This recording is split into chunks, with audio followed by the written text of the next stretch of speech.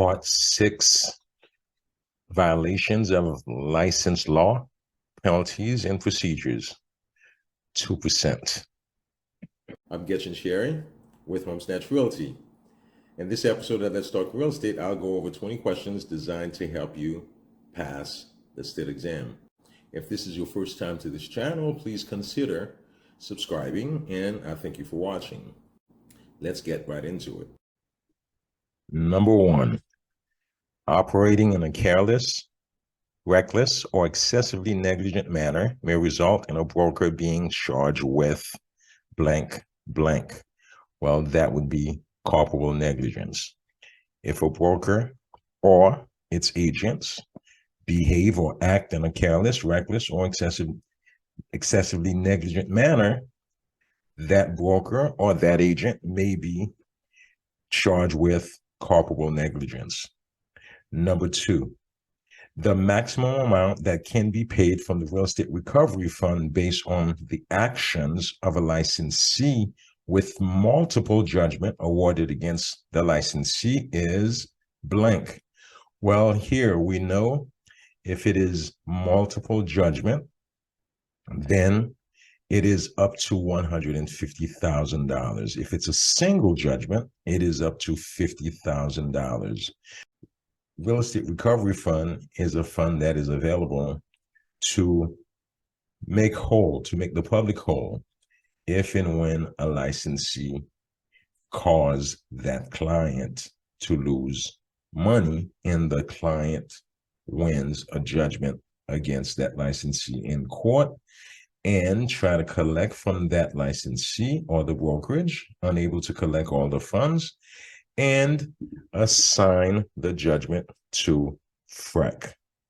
Then in that case, FREC will reimburse up to $50,000 if it is a single judgment, but if it's multiple judgment, up to $150,000. Number 3, the operation of the probable cause panel is an exercise of the blank, blank of the commission. Well, here, probable cause panel is pretty much, it operates similar to a grand jury. And basically, this is the commission exercising its executive power, meaning it is investigating and prosecuting a person who has had a complaint made against them. So the probable cause panel will determine if the complaint is legally sufficient. Legally sufficient means if that licensee has violated either a state law or federal law or a commission rule. Number 4, the penalty for a first-degree misdemeanor is a fine of up to blank and or imprisonment for no more than blank, blank. Well, here we understand, first thing you must understand, misdemeanor, the difference between a misdemeanor and a felony is the amount of time one can be punished, how much time you can spend in prison. Well, if it's a misdemeanor, whether it's first, third, or a second, the max you can serve in prison is up to 1 year. That's a misdemeanor, whereas a felony can be more than 1 year. So in this case, a first-degree misdemeanor, which is the most severe punishment, would be up to $1,000 in fine and or up to no more than 1 year in prison. Number 5, the criminal fine for an individual who acts as a broker or sales associate without holding a valid and current active license is an amount up to blank and or imprisonment for up to blank years. Well, here we know if a person is practicing real estate without the proper license, without having a real estate license, a broker's license, or a sales associate license, that person can be fined up to $5,000 per offense and up to 5 years imprisonment per offense. So each time a person does it, that can be proven. And if they're found liable or guilty, that can serve up to 5 years in prison per offense and up to $5,000 fine. Number 6, a licensee who disagrees with a final order of the commission may blank, blank, blank within blank days with the blank, blank, blank, blank. Well, here, it is basically if a licensee disagrees with the final order of the commission, that person may file an appeal within 30 days with the District Court of Appeals. Now, while I joke around and say that the commission is a dictator because they do make the law, they enforce the law, and they punish those who break the law. Now, with that said, if a person disagrees with the decision of the commission, they have 30 days to file an appeal with the District Court of Appeals. Number 7, the probable cause panel acts much like a blank, blank. Well, I stated that earlier.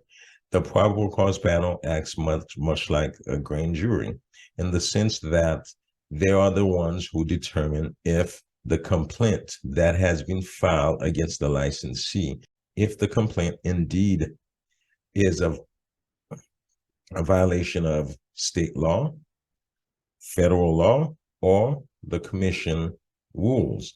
So in that case, we use that term in the sense that we said it is legally sufficient. So that's the probable cause panel's decision. Number 8, the quasi-judicial powers begin with the assurance of a blank. Well, that is a complaint. Quasi-judicial, judicial powers. So the complaint, once a complaint is issued, once a person makes a complaint, well, if they are prosecuting that, the judicial power begins. That's what that really means. Number 9, the commission can enforce repayment of money paid from the real estate recovery fund by obtaining a or an blank from the holder of the judgment. Well, here we are basically saying that the commission can enforce repayment of the money paid on behalf of the licensee if that holder of the judgment assign the judgment to the commission. So the commission can enforce repayment if the holder of your judgment, the person who was wrong, if that person assigned their right to collect to the commission. So a person sues a licensee, a client loses money, sues a licensee, wins a judgment in court, tries to collect, could not collect, and then assign their right to the judgment to the commission. In that case, the commission will pay up to $50,000 for one incident, one transaction, up to $150,000 for multiple transactions, and there must be assigned that judgment in order to do so. Number 10, a licensee that has had a payment made from the real estate recovery fund as a result of their actions will have their license blank until the money is blank plus blank. Well, here, a licensee who has had any amount any amount paid from the recovery fund will have their license suspended until all the money is repaid plus interest. Before moving on, do me a favor, hover over this picture, click subscribe, and click on the bell to be notified when I post new videos. Number 11, a judgment is awarded against a licensee for $100,000. What is the maximum the complainant may be compensated from the real estate recovery fund? Well, we know it is up to $50,000. In that case, it would be 50%. So here, the maximum the complainant may be compensated from the recovery fund will be $50,000 because we know it's a judgment. Number 12, a licensee is being disciplined by FREC for multiple violations of FS 475, which penalty may the commission not impose? Well, here, if you remember, the commission cannot impose any imprisonment as a punishment. So, but can they revoke a license? Yes. Can they suspend a person's license for up to 10 years? Yes. Can they fine a person up to $5,000 per offense? Yes. But they cannot put you in prison. However, they can refer the case to the Florida Attorney General's office. And if that office chooses to prosecute, then that licensee may go to prison in that case. Number 13, Broker Jones committed fraud in a real estate transaction that involves 6 investors in a limited partnership. What is the maximum recovery possible from the Real Estate Recovery Fund for a single judgment against the broker as a result of this fraudulent activity? Well, here, the key words we need to focus on here is a real estate transaction. That's one transaction, okay? And then when you look at for a single judgment, this fraudulent activities, so you can see those terms there pretty much are telling you what to look for. So because it's a single transaction, we know the maximum for a single transaction is up to $50,000. So the answer would be C. Number 14, who orders a summary suspension? Well, summary suspension, we need to understand what that is. A summary suspension is, in essence, when the Secretary of DBPR suspends a person's license because the Secretary of DBPR deems that person to be an immediate danger to the public. So a person who's acting in such a fraudulent manner that they pose a danger to the public, well, the Secretary of DBPR can suspend the person's license until pending due process. So in that case, that's called a summary suspension. So the Secretary of DBPR can order a summary suspension when a licensee is deemed to be an immediate danger to the public. Number 15, FS 475 identifies certain activities that are classified as first-degree misdemeanors. This includes violation of which of the following? Well, here we know it's rental fee requirement. If you recall from the material that you read, if you provide a potential renter a list of rental and you charge them for that, you must give them a contract or receipt, and the contract and or the receipt must state that they're entitled to their refund. So within 30 days, if any of the listing was found to be inaccurate, meaning they went to look for the place and the place was already rented prior to you giving them that list, well, they're entitled to 100% of their money back. Whereas if all of the listing were still available, but they could not find what they wanted, in which case they will be entitled to 75%. Number 16, complete this statement. A licensee who has appealed a decision by FREC or the Florida Real Estate Commission regarding a disciplinary decision may have his or her license privilege restored by blank. Well, here it would be a writ of mandamus. So if the commission suspends or revokes a person's license, so if the commission revokes a licensee's license and the licensee files an appeal with the court, with the District Court of Appeals, and the District Court of Appeals reverse that decision, well, that would be a writ of mandamus, meaning restoring the person's license. 17, which step follows the investigation of the complaint process? Well, here we know the probable cause determination. Well, after a complaint has been filed, well, the probable cause panel will determine if the complaint is legally sufficient.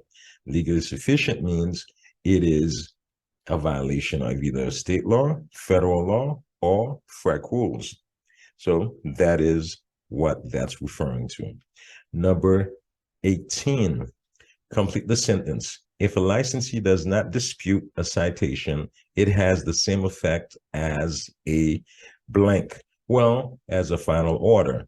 If a person receives a citation, basically a citation is a ticket.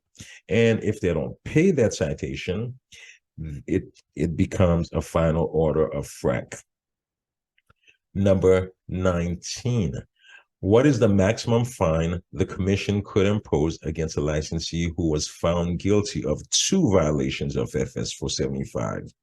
Well, here we know it would be $10,000 because FREC can fine a person up to $5,000 per offense. So if it's 2 violations, then it would be $10,000, up to $10,000. Number 20. A broker lists a property for $30,000. The broker learns of a new development that will be built beside the listed property. The broker purchases the property from the seller for the full listed price and discloses the fact that he is a licensed broker. The broker then sells the property to the developer for $50,000. Which statement is correct? Well, here, if you pay attention to what they're telling you, the broker lists the property. So the broker was in a relationship, a brokerage relationship with that client, with the owner. So therefore, if the broker learned that a new development was being built next to the property, the broker had a responsibility to disclose that to the owner, because the potential for the value being increased was there. So therefore, he did not disclose that. So therefore, the broker will be guilty of concealment. The fact that he disclosed he's a licensee has no bearing on this, because after all, he had the listing. So if he had the listing, we knew the owner knew he was a broker. He was a licensed broker, but this is not what they're discussing here. It's because he purchased it without disclosing the fact that the property had a new development that was going to be built beside it, therefore increasing the value of that particular property. And the fact that he purchased it and sold it and made $20,000 profit, that is fraudulent, and he's guilty of concealment. Okay. And again, don't forget to subscribe, share, comment, and like. And remember, I post every Tuesday and Thursday, and I look forward to seeing you in the next video. Until then, have a blessed and wonderful day.